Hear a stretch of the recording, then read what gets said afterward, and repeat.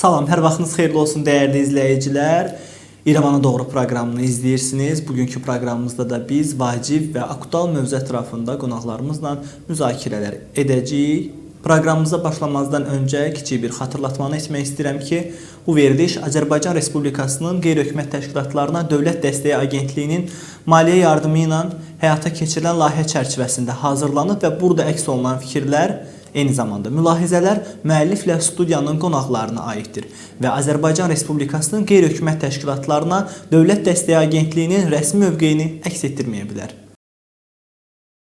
Bugünkü mövzumuz əlbəttə ki, Qərbi Azərbaycandan deportasiya edilən azərbaycanlılara həsr olunub. Həmin hadisələri biz bir daha xatırlayarkən xalqımızın yaddaşından silinməyəcək tarixi hadisələr olduğunu və ağırlı hadisələr olduğunu bir daha şahidi oluruq və elə biz o ağır günlərə qayıtmaq üçün həm tariximizi xatırlamaq üçün, həm həmin günlərin canlı şahidlərinin canlı xatirələrini öyrənmək üçün qonaqlarımız var studiyamızda, onları sizə təqdim edəcəm. Qonaqlarımız isə o dövrün ağırlı, acılı günlərini öz gözləri ilə görənlərdir. Studiyamızda qonağımız Qarakilsə rayonunun Urud kəndi sakini Gündüz Tahirovdur. Xoş gəlmisiniz Gündüz müəllim və bizimlə canlı bağlantıda Qafan rayonunun Qığı kənd sakini Bəhruz Piriyevdir. Bəhruz müəllim, siz də xoş gəlmisiniz. Hər birinizi salamlayıram. Çox həssas bir mövzu ətrafında, ağırlı bir mövzu ətrafında sizlərlə bir yerdə danışmış olacağıq.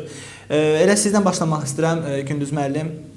Ümumiyyətlə deportasiya illəri artıq 1988-ci ildən etibarən deportasiyalar başladı və həmin günlərini siz necə xatırlayırsınız? Elə bu həmin günlərdən sizin xatirələrinizi, sizin ağırlı xatirələrinizi eşidək. O deportasiya dövründən qabaq bizim kənd cəmaatının bir xeyli hissəsi inanmırdı köçəcəklərinə. Çünki Sovet rejiminə inanırdılar. Deyirlər, Sovetlər qoymazlar, nə qoymazlar, bu mümkün deyil.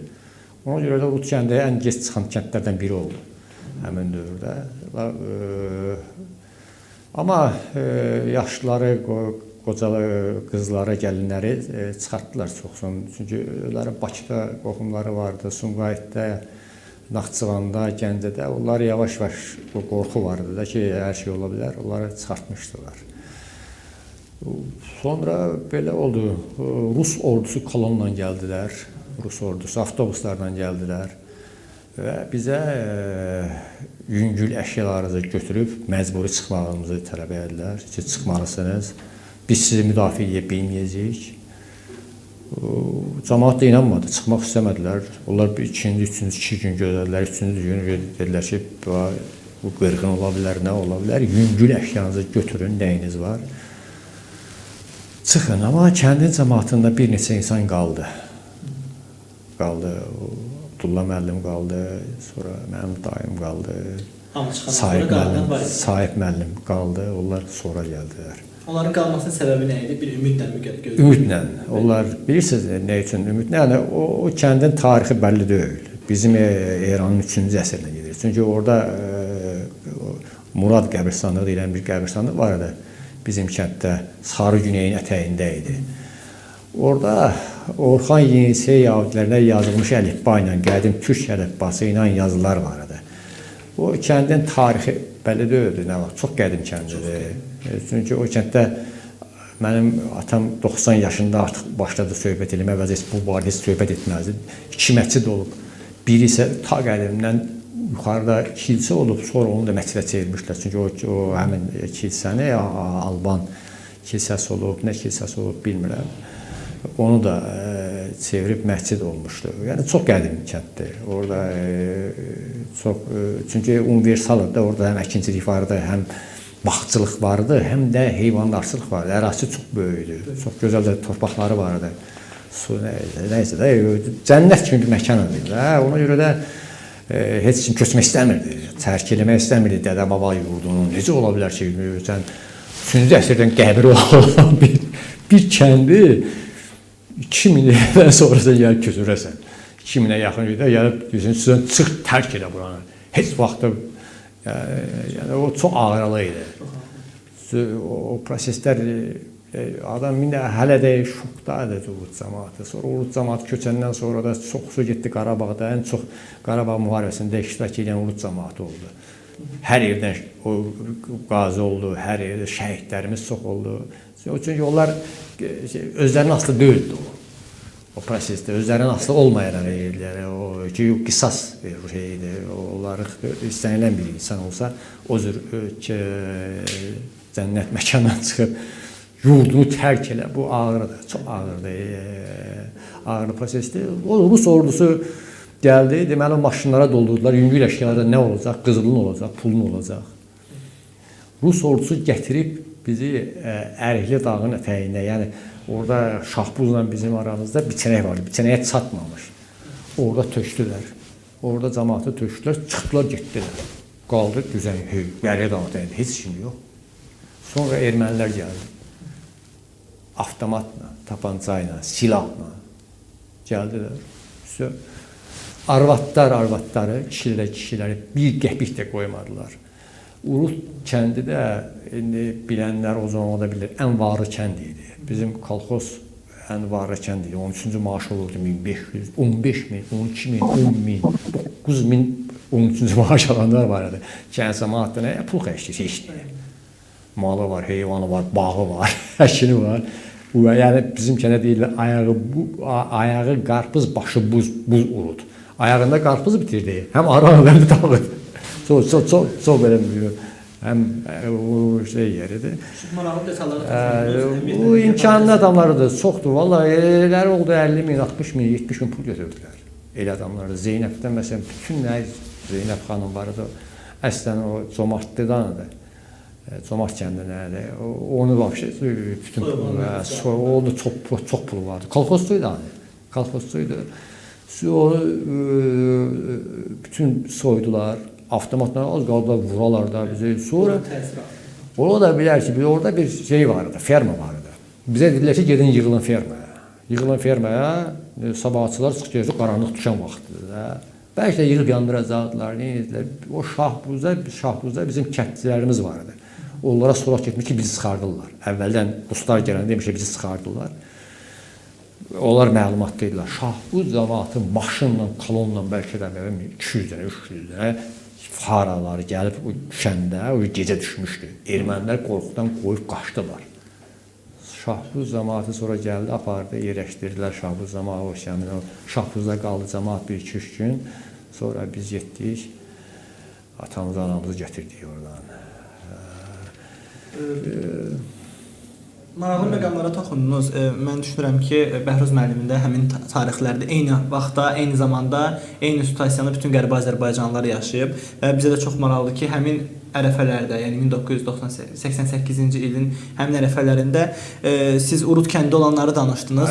Hələ danışacağımız çox söz var. Sadəcə həmin ardıcıllığı saxlamaq üçün Bəhruz müəllimə də suallarım var ki, Bəhruz bəy, həmin ərəfələrdə artıq deportasiyanın ilk günlərində kənddən, yaşadığınız yerlərdən, doğma torpaqlarınızdan çıxma ərəfəsində hansı təzyiqlər var idi və sizə gəlib nə dedilər ki, yəni çıxın, artıq burada siz yaşamayacaqsınız. Baxın, elə sizin də həmin eyni tarixlərdə başınıza gələn hadisələri öyrənmək istəyirik. Bizim kənd cəmaatı olaraq kəndimizin girişində məşhur qala vardı. 18-905 o köhnə tarixlərdə ulularımızın, ağsaqqallarımızın dediyinə kimi o kənd, o qala bizim kəndin qorunmasında müstəsna rol olmuşdur. Biz o qalanın girəcəyində körpü var idi. O körpünün kəndində mən özüm də 2 növbət çəkmişəm. Orada post qurmuşduq. Əliyalın cəmaat ov tüfəngləri 1-2 dənə kənddə kimdə varsa kəndimizi qoruyurduq. Mən deyərdim ki, son çıxan kəndlərdən biri məhz bizim kənddir. 88-ci ilin dekabrın sonlarına yaxın atam, Məşğulat müəllim, Nizam kişi, bir də əvəz kişi, 4 nəfər qalmışdı. Yəni noyabr ayından çox köç hissəsi noyabr ayının ortalarında, əvvəlində gəldi. Orada post qurmuşduq, rabitənin maşınları, su, orada hovuzlarına su idarəsinin işçiləri tez-tez gəlib qorxudurdular. Sizin burada nə işiniz var? Bu və ya digər söylərdən gah işığı kəsirdilər, rayondan rabitə əlaqəsini kəsirdilər. Nəqliyyat vasitəsi çox çətin idi. Həmin vaxtlarda da cəmaatın bir çoxu Zəngilana, Qubatlıya, Naxçıvana, Ordubada üst tutdular. Hətta Gəncəbasar zonasında bu Çaykənd deyilən bir yerlərə hərə bir yerdə məskunlaşdı. Kiminin qohumu, əqrəbəsi, tanışı varsa, Bakının müxtəlif yerlərində də yerləşə bilirdilər. Amma çox çətin oldu. Bizim köç gələndə gecəyə düşdü, hava soyuq. Təsəvvür edin, düz bizim kəndimizdən Bakıya qədər yük maşınının kuzasında gəlmişəm. Düz Bakıya qədər, Hövsan qəsəbəsinə qədər. İlk olaraq veşimiz bizim Hövsana boşaldıldı. Çox çətin dövrlər olmuşdu. Mən onda cavan yaşımda 22 yaşım vardı. Amma bütün hamısını tam xatırlayıram. Hətta ondan sonraki dövrdə 1989-cu ilin yanvar ayında mən işlədiyim Texniki Peşə Məktəbinin sənədlərini təhvil vermək üçün bir neçə müəllimlə kəndə getmişdik. Mən tək oldum kənddə. Kəndin xəstəxananın baş həkimi, məzun həkim, savxozun mühəndisi Soltan Quluyev, Ambardar Zərbala Ərəbov, həkim Ələyət Quluyev, bir neçələri orada gözləyirdilər ki, Kənd Sovetinin katibi Haqverdin Ovruzov gözləyirdilər ki, bəlkə də naümiddir, cəmaət qayıdıb gələ bilər. Amma əslində elə deyildi. Onlar özlərinə görə saxladılar, öz işlərini atırdılar, təhvil təslim aldılar. Sonra gətirib bizi Qafandan Zəngilanın ötəsinə cəmaatımızı keçirdilər. Onları qoymuşdular, özləri üçün qorunsun. Kəndin yeraltı quyuda gizlətdikləri kartofları, qış üçün tədarük edilmiş ərzaqları hamısı gəlib qoruyurdular, özləri aparıb sonradan istifadə elədilər. Kəndi cəmaatı çox incitdilər, cəmaat məcburiyyət qarşısında canını çıxarıb qutara bildi bir təhər. Bizə çox maraqlıdır, ümumiyyətlə çox maraqlı detalları qeyd etdiniz. Ümumiyyətlə sizdə, sizin yaxınlarınızda, yəni evinizi, kəndinizi, yurd yerlərinizi tərk edərkən özünüzlə nələr götürə bildiniz? Yəni hansı dəyərli əşyalarını özünüzdən çıxara bilmişdiniz oradan? Kəndimizin girişində zaman-zaman kəndimizin qorunmasında müstəsna rolu olan 5 girişli çıxışlı qalanın ətəyindən 5 dənə balaca daş götürmüşdüm, bir ovucda torpaq. İnanın mənə, bunu həmən o türkmən əskərlər də yoxladı, mən onu Bakıya qədər gətirib çıxartdım. Göz yaşlarına boğula-boğula. Çünki mənim gəncliyim, uşaqlığım bu kənddə keçib, hər bəndi bərəsi mənə çox doğma əzizdir. Hər qədiyində izim var, yaşıma görə çox gəzmişəm. Çox maraqlı məqamlara toxundunuz. Həqiqətən çox ağırlı məqamlar idi. Təşəkkür edirəm sizə dəyərli fikirləriniz üçün. Yenidən sizə qayıtmaq istəyirəm Gündüz müəllim. Elə eyni sual da sizə vermək istəyirəm ki, ümumiyyətlə siz də, ailənizdə, yaxınlarınızda, yəni kənddən ayrılarkən özünüzə nə götürə bildiniz? Dəyərli nə oradan siz dəyərli əşyalarla gələ bildiniz? Heç nə. Dedim axı, ruslar dedilər ki, yüngül əşyalarınızı götürün. Onlar da ermənilər soydular. Lüt gəldik Bakıya. Sonradan biraz Sovetlər yaratdılar ki, bir qırğını dayandırdılar ki, gedib veşləri ermənilər icazə verdilər. Gedib biz veşlərimizi aparmağa. Abdullah müəllim, onun qardaşını, bir neçə kəndimizi. Abdullah müəllim çox fiziki zətən çox sağlam insan idi. Həm coğrafiya müəllimi idi, həm də çox 45-ci ildə Sovet ordusuna orada vuruşmuşdu. Çox sağlam idmançı figurası var idi. 9 dənə erməni düşmüş, 9-10 erməni düşüb döymüşlər Abdullah müəllim. Abdullah müəllim gəldi, infarkt vurdu, öldü. Heç yaşamadı. Çox adamlar öldü. Yəni o qayıdıb döyülənlərdən, mənim dayımda döyülənlərdən çox adamdır. İmkan vermədilər gətirməyə. Orada kənddə dəyərli əşya nə olacaq? Gəbə, toxunmuş gəbə. 1978-ci ildə, 1978 deyil, 1898-ci ildə, 1901-ci ildə, 5-ci ildə təbii boya ilə ipi boyanmış gəbələr qaldı. Onların hamısı bir antikvardır, bu dəqiqə 50 min, 100 min qiyməti var. Qədim əşyaları qaldı, dəyərli kənddə onlardı. Mebel əşya desə bilmirəm mən, mebel qaldı, listor qaldı, bu əşya deyil.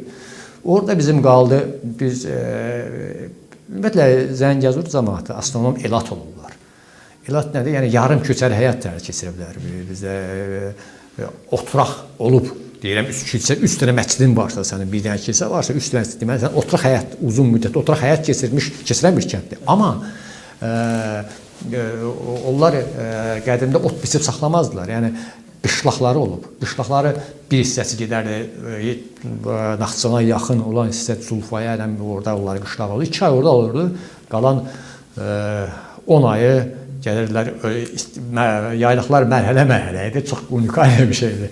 3 dəfə ilk mərhələ idi. 3 dəfədən sonra quruyandan sonra keçirdi Hacallı, Palan tökən, Pəri Çınqılı, qafan tanıyar o Pəri Çınqılın cığılıdırsa, o Pəri Çınqılın üst tərəfində idi onlardan biri. Yəni qovurma idi. İki şirəli qazan bir şey nə boydadır. Yəni toyda da bu hündürlüyündə şirəli qazan qovurmamız qaldı. Boşqalardan balımız qaldı. 40 yaşı arımız qaldı. 60 sot bağ qaldı. O bağın almaları, o bağın gilası, o bağın cəvizi yoxdur. Yenidən artıq biz ora qayıtmaqla bağlı biz uzun illərdən sonra bir ümidlərimiz doğrulub, ümidlərimiz bir formalaşıb. Siz necə düşünürsünüz? Əgər yenidən ata-baba yurdunuza qayıtmaq imkanınız olsaydı, yəni ilk olaraq nə etmək istəyirdiniz, gedib nəyi görmək istəyirdiniz? Bunu çox maraqlıdır bizə onu paylaşasınız. Mənim orada görəcəyim yer yoxdur, qalmayıb. Çünki bilirsiniz nədir? Ermənilər şəhər həyatına alışmış millətdilər, ticarətlə məşğul olan millətdilər. Urut kəndində çox böyük 15 hektarlıq, 10 hektarlıq, 7 hektarlıq bağlar var idi. Çox qədim sort meyvə ağacları var idi. Orada Gəncir adası var idi, Qazi bağı var idi, Otay var idi, Pürül var idi, Ərikli deyilən yer var idi, Güllü bağ var idi. O Qəz bağından Otay bir də Gəncir adasında bir ağac qoymuyorlar. Hamısını yox ediblər. İndi bunu mütəxəssislər bilir. Ağaclar çox olan yerdə yağış çox alır. Çünki əvvəllər hesab edilir ki, yağışı su buxarlanması əmələ gətirir, amma yox, yağışı meşə, ağaclar əmələ gətirir yağışın şeyi. Çünki ağaclar suyu buxarlandırır. Bulaqlar quruyub orada bir neçə quruyub. Kəhrizlər orada kəhrizləri biz 2 ildən, 3 ildən bir kəhrizin deyirik. Kəhriz bilirsiniz nədir? Kəhriz 3-4 bulağın birləşməsindən yaranan bir sudur. Su şeyidir. Onların tutulurdu, biz açırdıq. Ermənilər bilmirlər bu hardandır, nədir, nədir onlar. O kəhrizlər qurudu. Mən oraya getsəm, qəbirstanlığı darmadağın ediblər. Çünki o Azərbaycanda 2 böyük tarixi kənd var. Onlardan biri, mən Qərbi Azərbaycanla Azərbaycan hesab edirəm. Biri bizim kənddə, biri İlisu. Tarixi abidələrlə doluydu. Qoç abidələri var idi, kitabələri var idi. Ərəb dilində 15-ci, 14-cü, 13-cü əsrə, hələ Murad qəbirstanlığını demirəm, o gedir bizim 3-cü əsrə qədər. O qoçun, deməli, ermənilər gəlib aparmaq istəmişlər. Mənim atamla həmin Abdullah müəllim, Gəncəli Abdullah müəllim qoymadılar aparmağa. Apara da bilmədilər. Çünki o qoç qayanın üstündən yığılmışdı. Necə usta olmuş qaya, sal böyük qayanın, tonluq qayanın üzərində bir kişi yığılmış qoçudur. Baxırsan qoçdur, amma dibi dərindir. Onu ekskavator apara bilməmişdi. Sonra gecə ilə gəlib yonmuşlar, altına qədər bərsləmişlər. Səhər tezdən Abdullah müəllimlə atam gedib onu qoymadılar aparmağa. Onun birini aparmışlar. Mən rayona gedəndə 86-cı ildə Bakıdan rayona gələndə o qoçun şəklini, qoçun birini Qarahisada parkda gördüm. Üstünü yolub tərtəmiz edib, ağardıb ermənəcə yazmışlar rəhbərlərinə. Yəni görəcəyimiz xoş olan şeylərin heç biri qalmayıb orada. Bulaqları quruyub, bağları qırıb, əkin sahəsi ediblər hamısını. Yağış azalıb, çay azalıb. Yəni bərbad günə qoyurlar kəndi. Mənim görəcəyim gün. Mənim görəcəyimiz o həmin zorlu bulaq vardı. O zorlu bulağı bizim kənddən çəkib onu da qurutmuşlar, aparıblar Golusa. Heç kəndə gələcəyim yeri həmin suyu kəsib çaya buraxmaq lazımdır ki, sonra bağı bərpa eləmək lazımdır. Bağları bərpa eləmək lazımdır. Bir də ata yurdumu bərpa eləmək istərdim. Ata yurdumu bərpa eləmək istərdim. O bağı bərpa eləmək istərdim. Əsas biz türklər çox işlək millətik. Qərbi Zəngəzurlular ümumiyyətlə çox işlək millətdilər. Başqa Azərbaycanın başqa şeylər çox işləkdilər. Onlar yaratmağı, bağ salmağı, onu bacarırlar və sevirlər. O nə deyərdi? Təzədən kəndi əvvəlki havasına qaytarmağa çalışardıq. Başqa, o da çox qısa müddətdə mümkündür. Onu biz bilirik. Ellistonda, Amerikada qurumuş səhralığı nə cür bərpa etdilər. Onların hamısına savad lazımdır, informasiya lazımdır. düzgün yanaşmaq lazımdır. Kəndi necə bərpa eləmək olar, necə əvvəlki ab-havaya qaytarmaq olar, necə ocaq salmaq olar. Bunun hamısı elmdir. Bunun hamısı indiki müasir zamanda çox asandır. Düzgün yanaşıb, düzgün başlamaq lazımdır işə. Bu ilə də kəndi əvvəlki vəziyyətə salmaq olar. Olar. Bütün qərb Azərbaycanlılar kimi biz də hər birimiz gözləyirik bu günlərin yaxında olacağını inşallah. Öz torpaqlarınızdan, yurd yerlərinizdən uzaq qaldınız. Amma istənilən halda öz ənənələrinizi necə yaşadırdınız burada? Hansı ənənələrinizi yaşadırdınız? Orada gördüklərinizi burada necə tətbiq edirdiniz? Yəni öz yurd yuvanızda olan ənənələr var idi, xatirələr var idi ki, öz ailənizdə onları necə ötürürdünüz? Gənclərə də, daha da sizin də övladlarınıza, nəvələrinizə.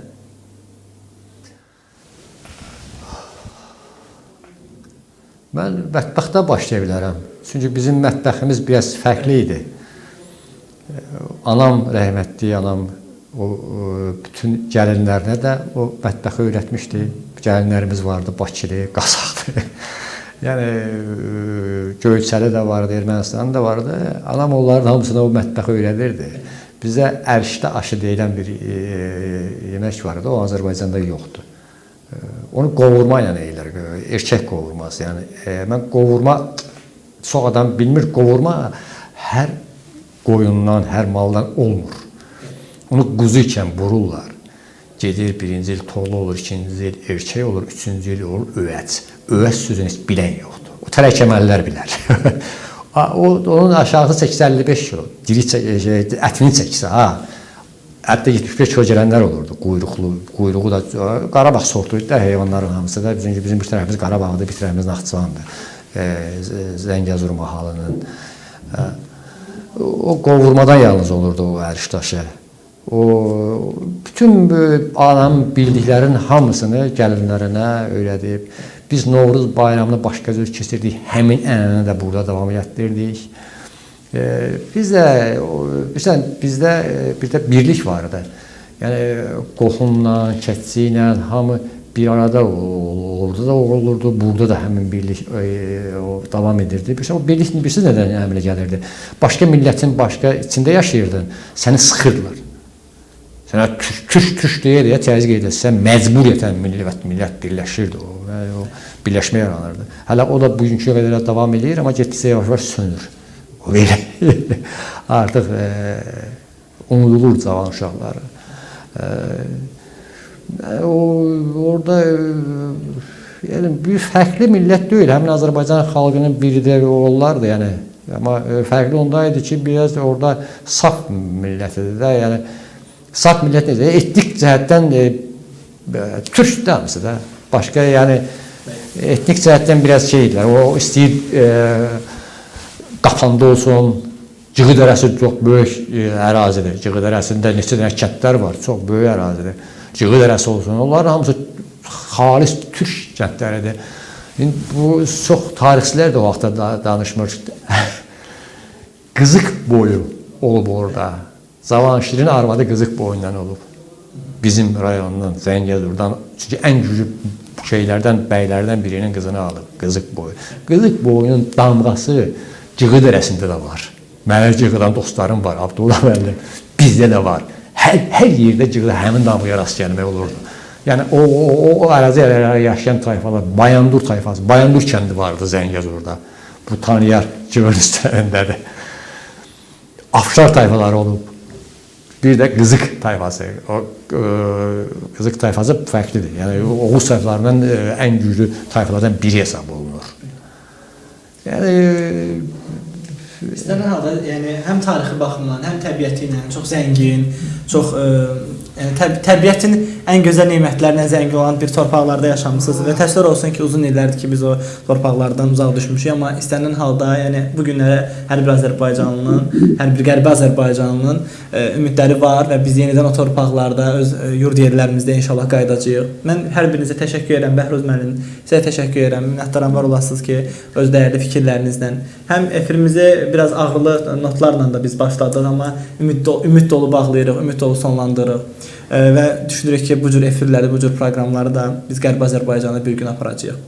Dəyərli izləyicilər, bizi izlədiyiniz üçün sizə təşəkkür edirik. Sonda bir xatırlatmanı yenidən etmək istəyirəm ki, bu veriliş Azərbaycan Respublikasının qeyri-hökumət təşkilatlarına Dövlət Dəstəyi Agentliyinin maliyyə yardımı ilə həyata keçirilən layihə çərçivəsində hazırlanıb və burada əks olunan fikir və mülahizələr müəlliflə studiyanın qonaqlarına aiddir və Azərbaycan Respublikasının qeyri-hökumət təşkilatlarına Dövlət Dəstəyi Agentliyinin rəsmi mövqeyini əks etdirməyə bilər. Sağ olun, salamat qalın.